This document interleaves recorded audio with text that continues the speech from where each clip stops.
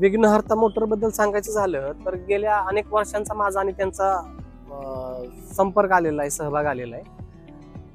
ज्यावेळी तुम्ही रात्रीची वेळ असेल आणि तुम्ही तुमच्या कुटुंबाबरोबर आडवाटेने कुठं निघाला असाल तुमच्या प्रवासाला, आणि त्यावेळी जर काय इंजिन आहे, कधीही घोटाळा होऊ शकतोय, काय आपत्ती येऊ शकते, त्यावेळी सगळ्यात जास्त मदत करणारा कोण माणूस असेल तर तो तुमच्यासाठी देवदूत असतो त्यावेळेला. आणि विघ्नहर्तावाल्यांचा आतापर्यंतचा मला स्वतःला असा अनुभव आहे की तुम्ही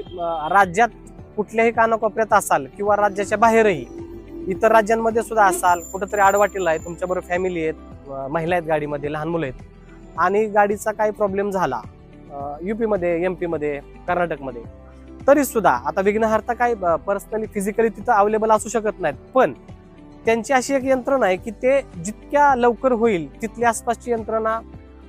शोधून तिथल्या माणसांना आपल्यापर्यंत पोहोचवण्याचं काम हे वारंवार करत आलेले आहेत. आणि इथलं सांगायचं झालं तर इथं तर ते म्हणजे तुम्ही अगदी रात्री 2 वाजता, पहाटेच्या 3 वाजता, पहाटे 4 वाजता कधीही बोलवा